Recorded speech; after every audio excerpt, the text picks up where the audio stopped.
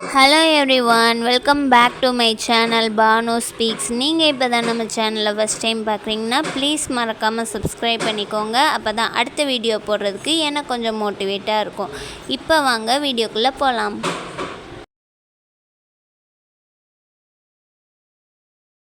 Hi friends, இன்றைக்கி நம்ம சேனலில் என்ன வீடியோனா, கிராமத்து முறையில் மணக்க மணக்க நெத்திலி மீன் குழம்பு எப்படி செய்கிறதுன்னு தான் பார்க்க போகிறோம். நான் அரை கிலோ நெத்திலி மீன் வாங்கி நல்லா உப்பு மஞ்சத்தூள் போட்டு க்ளீன் பண்ணி எடுத்து வச்சுருக்கேன். இப்போ எப்படி செய்கிறதுன்னு பார்த்துடலாம். ஒரு கடாயை காய வச்சுக்கோங்க. கடாய் காய்ஞ்சதுக்கப்புறம் 2லேருந்து 3 ஸ்பூன் எண்ணெய் சேர்த்துக்கோங்க. நான் தேங்காய் எண்ணெய் தான் எடுத்திருக்கேன். எண்ணெய் கொஞ்சம் சூடானோன்னே 1/4 ஸ்பூன் கடுகு, 1/2 ஸ்பூன் சோம்பு, 1/2 ஸ்பூன் வெந்தயம் சேர்த்து பொரிய விட்டுக்கோங்க. நம்ம சேர்த்துருக்க இன்க்ரீடியன்ட் லைட்டாக பொரிஞ்சு வந்தோன்னே 2லேருந்து 3 பல் பூண்டை தோலோடையே தட்டி சேர்த்துக்கோங்க. பூண்டு சேர்த்ததுக்கப்புறம் 2 கொத்து கருவேப்பிலை சேர்த்துக்கோங்க. கருவேப்பிலை லைட்டாக பொரிய ஆரம்பித்ததும் 1 கைப்பிடி சின்ன வெங்காயம் சேர்த்துக்கோங்க. 2 பெரிய வெங்காயம் சேர்த்துக்கிறேன். நான் எதுக்கு 2 வெங்காயமும் சேர்த்துக்கிறேன்னு பார்த்திங்கன்னா, சின்ன வெங்காயம் சேர்க்குறதால குழம்போட வாசனையும் டேஸ்ட்டும் இன்னும் சூப்பராக இருக்கும். அதனால தான். இப்போ இந்த வெங்காயம் நல்லா வதங்கி வரணும்.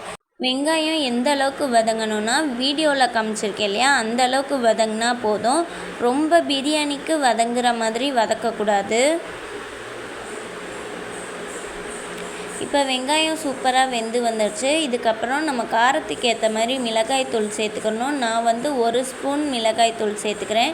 இதை எண்ணெயில் சேர்த்ததுக்கப்புறம் டக்குன்னு அடுப்பை குறைச்சி வச்சிடணும். ஏன்னா மிளகாய்த்தூள் சேர்த்ததுக்கப்புறம் டக்குன்னு கரைஞ்சி போயிடும். எண்ணெயிலேயே நம்ம மிளகாய்த்தூள் சேர்க்குறனால குழம்பு நல்ல கலராக கிடைக்கும். மிளகாய்த்தூள் சேர்த்து வதக்கிட்டு 3 தக்காளியை மிக்சியில் பல்ஸில் போட்டு எடுத்திருக்கேன். அதையும் சேர்த்துக்கிறேன்.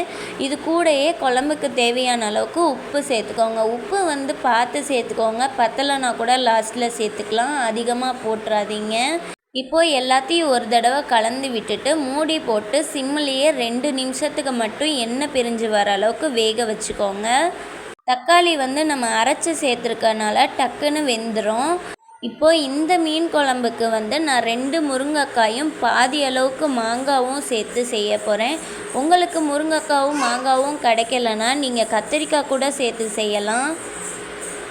முருங்கைக்காய் மாங்காய் சேர்த்ததுக்கப்புறம் அது கூடவே வாசனைக்காக 2 பச்சை மிளகாய் சேர்த்துக்கோங்க.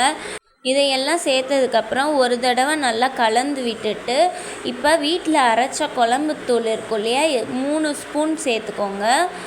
குழம்புத்தூள் சேர்த்ததுக்கப்புறம் அடி பிடிக்கிறதுக்கு சான்சஸ் அதிகமாகவே இருக்குன்றனால குழம்புத்தூள் சேர்த்த உடனே தண்ணியும் சேர்த்துக்கோங்க. தண்ணி நிறைய சேர்க்கணும்லாம் அவசியம் இல்லை. 1 டம்ளர் அளவுக்கு சேர்த்து குழம்புத்தூளை நல்லா கட்டி இல்லாமல் மிக்ஸ் பண்ணி விட்டுக்கோங்க. குழம்புத்தூள் நல்லா கலந்து விட்டதுக்கப்புறம் 1 நெல்லிக்காய் சைஸ் புளியை நல்லா தண்ணியில் கரைச்சி அந்த தோல் இல்லாமல் வெறும் தண்ணியை மட்டும் சேர்த்துக்கோங்க.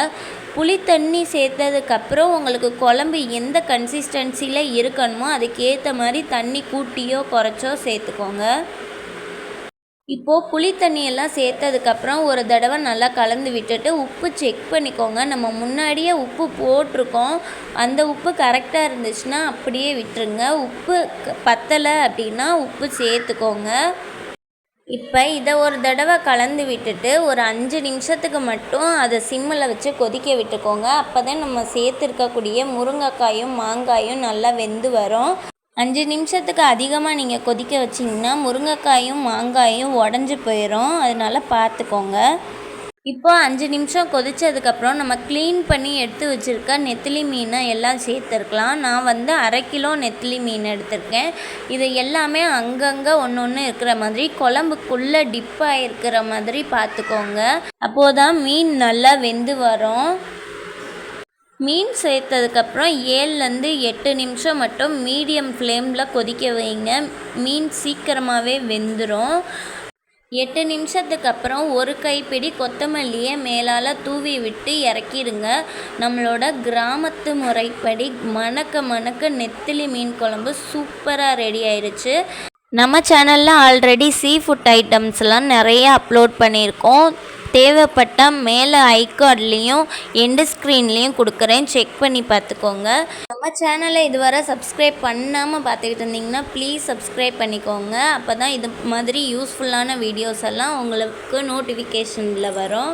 இந்த வீடியோ இதோட முடியுது. மறுபடியும் வேறு ஒரு வீடியோவில் உங்களை வந்து பார்க்குறேன். பாய்.